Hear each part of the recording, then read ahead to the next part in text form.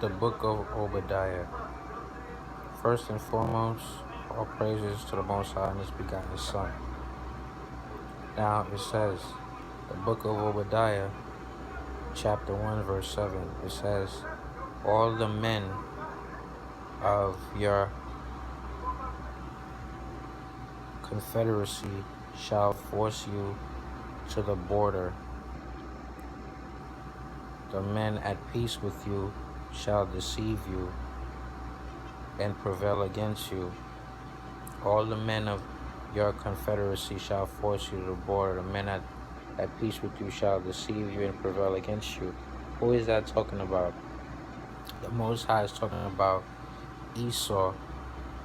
All the men in your confederacy, meaning like, you know how in like the UN you got all these different nations. They always want to come down and sit and have meetings and have summits and all that. With Esau, which is a so-called white man, they have sit downs and talk about what they gotta do and all that. So basically the Lord is saying how all those men are deceiving that are at peace with Esau, that submit to Esau, that's humble in front of him. They all gotta prevail against him, meaning like they gotta set him up for failure. They playing like, yeah, we're cool with you and all that, but soon we're gonna bring you to the border, meaning like we're gonna come to a point where we're gonna launch missiles at you and everything. It also says, those who eat your bread shall lay a trap for you. No one is aware of it. Meaning that, like, China, everything, Esau and China, like, they're like neck and neck. They're like this. Like, everything is made in China. So all the shipment, those are like bread. Those are like eat your food, like trades. All those shipments from these other countries that supplies America with substance and all that. So that's why it says, those who eat bread with you, those who eat your bread shall lay a trap, meaning they gotta set this guy up for failure. Like, they're not really messing with this dude. They just waiting for their time to snap on this guy. It says, let's jump down to verse 10. It says, for violence against your brother Jacob. Jacob, who is that referring to? Meaning the 12 tribes of Israel, the children of Israel, God's chosen people. For the violence against your brother, because Esau is our evil twin brother. He's our evil twin older brother on some Lion King shit. You know what I mean? Simba and Scar. You know what I mean? Esau just do it backwards. He just made it seem like Mufasa was good and Scar was bad, but in reality, Scar is really the Israelites and Mufasa is really Esau, because Esau is really our older brother. You understand? And we the younger brother. And you know what I mean? He just flipped the movie around and made it seem like Scar's the bad guy. Like, you see Scar got black hair, but that's just a whole different thing. That's just over people's head. It says, shame shall cover you, and you shall be cut off forever. Exactly, because the Lord is gonna bring shame onto this devil. That's why right now we bringing out everything about what he done to us, the children of Israel. The Most High, it's not really us, it's the Most High that's putting the spirit on his sons to bring out the truth, because the Lord is tired of this devil. Let's jump down to verse 13. You should not have entered my gate. You should have not entered the gate of my people in the day of their calamity. Meaning, like, when we was in the land of Israel and Esau came in and we fled into Africa, the land of Africa, and then these Arabs, they basically made the slave ships when these so-called Africans, because these so-called Africans are not our people, we're not African American, so they're Hamites. When these Hamites had rounded us up, Esau came into our gates. Esau came and took us. He went and took He knocked down all our temple. He took our land. He took all our treasures, everything into that gate. It's like the Lord is somebody talking about his people. That's why he says, you should not have entered the gate of my people in the day of their calamity. Indeed, have you should not have gazed on their affliction in the day of their calamity, nor led the day of their calamity. Nor led hands on their substance.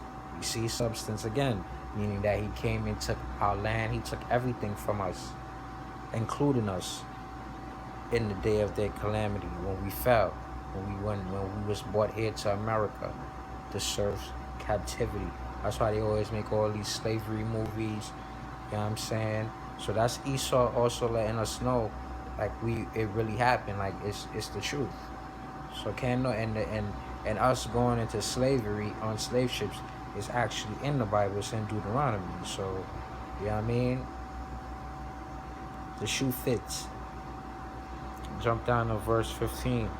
For the day of the Lord upon all the nations is near. As you have done, so shall it be done to you. So basically the Lord is saying, yeah, all you other nations outside of Israel is going to catch nothing but hell. You understand? It also says your reprisal shall return upon your own head. So meaning that everything that you have done to us is going to be a recompense unto your own head. That's what the Lord is saying. It's going to happen to you. You understand? Because the Lord is all about justice, and he's about justice for his people, for damn sure. You understand? And we'll jump down to verse 17. It says, but on Mount Zion there shall be deliverance, and there shall be holiness. The house of Jacob shall possess their possessors. So who's Mount Zion? Mount Zion is the children of Israel.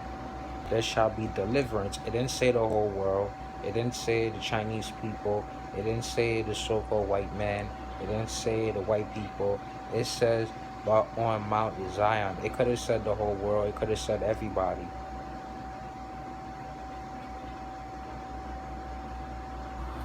Jump down to 18. The house of Jacob shall be a fire, and the house of Joseph a flame, but the house of Esau shall be stubble. They shall kindle them and devour them, and no survivor shall remain of the house of Esau, for the Lord has spoken. So the house of Jacob and the house of Joseph shall be fire and flame, meaning that that's other symbolic saying that we're gonna be ruling everything. You understand? Everything is gonna be subject unto us. Like, you understand? Like, so it's gonna be like a fire and a flame burning everything in its path. Like, you understand? Like, it's gonna be you're not gonna be able to put them fires out. You know what I'm saying?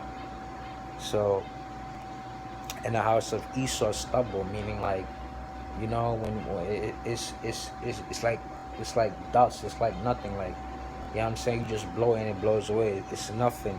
The house of Esau, you the so-called white man, all you elites, all you Illuminati, all that bullshit, Trump, all you devils. You understand? Y'all gotta be nobody. Y'all gotta be nothing. There ain't gonna be no survivor. We gotta devour them. When you devour something, you eat everything around it. Like, it doesn't exist. You just come through and eat everything. Like a lion. Like, you know when a lion is very hungry and it sees a zebra or a deer, it devours it. You know when you hungry, you ain't eat nothing all day, or you ain't eat nothing for the whole day. You know what I'm saying? And then you finally get some food, you're gonna devour it. You understand? So that's how it's gonna be for it, literally. You know what I mean? For the Lord has spoken. That's it. Like, you know what I'm saying? The world don't, people think they work on their time, but, you know what I'm saying? We actually on the Most High's time. You understand? So, and that's that for now. All praises and glory to the Most High and His begotten Son.